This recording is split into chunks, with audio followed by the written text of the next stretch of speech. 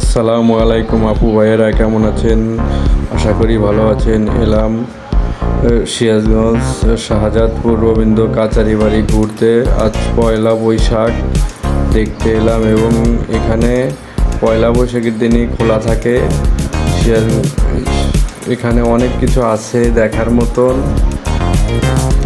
অনেক ঘুরতে দেখলাম। এই যে রবীন্দ্রনাথ ঠাকুরের চেয়ার এবং এই যে এখানে অনেক লোক ঘুরতে এসেছে। ঘুরতে ঘুরতে পুরো বাড়িটা দেখানোর জন্য চেষ্টা করতেছি, দেখি। এই যে রবীন্দ্রনাথ ঠাকুরের চেয়ার, এটা দেখুন, ভালো করে দেখুন।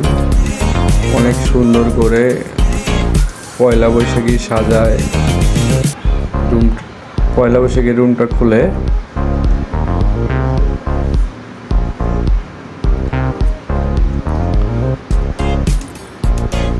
অনেক ভালো করে আপনাদের দেখানোর জন্য চেষ্টা করতেছি।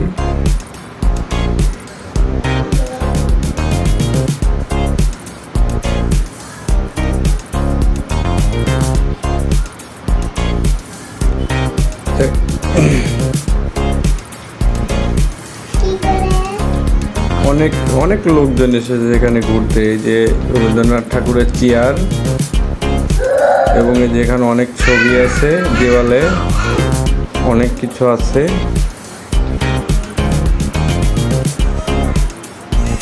এটা হচ্ছে দরজা, এই জানলা, এটা ছবি,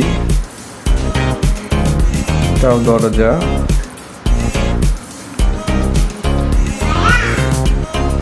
অনেক লোক এখানে ঘুরতে এসেছে, দেখুন।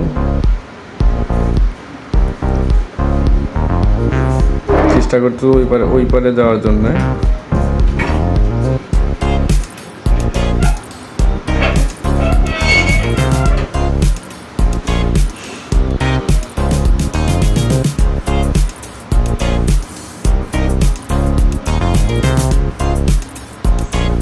এখানে অনেক কিছু আছে দেখার মতো। সুযোগ পেলে পয়লা বৈশাখে এখানে খোলা থাকে, এখানে ঘুরতে আইতে পারেন।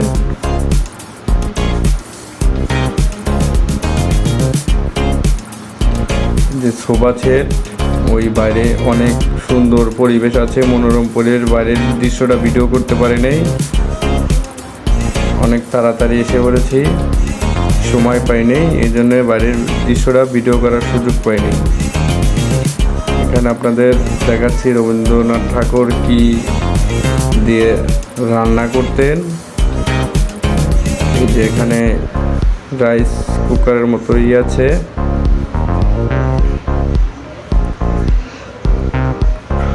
এখানে আরও কিছু আছে, বসে লিখতো। এখানে যে দেখেন উনি রান্না করতো এবং খাইতো আর কি। অনেক ভিড়, উঠান যাচ্ছে না, কিন্তু আমি চেষ্টা করতেছি উঠানোর জন্য। অনেক ভিড়।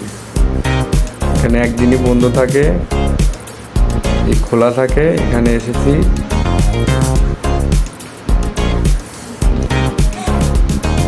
শুধুমাত্র পয়লা বৈশাখের দিনে এখানে খোলা থাকে, এই জন্য অনেক ভিড় হয়। এই দেখুন, এই যে খাট, রবীন্দ্রনাথ ঠাকুর ঘুমাইতো এই খাট।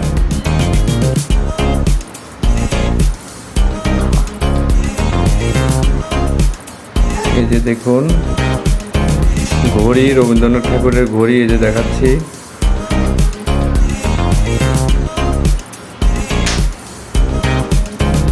রবীন্দ্রনাথ ঠাকুরের ঘড়ি এবং পানির বোতল আছে। এখানে তার জুতা আছে। এখানে যে খাইতো প্লেট। ও, এই যে খাটটা আপনারা দেখুন, খাটে ঘুমাইতো।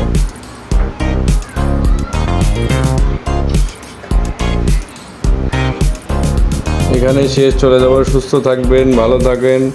আশা করি বেশি বেশি শেয়ার করবেন, সবাইকে দেখার মতো সুযোগ করে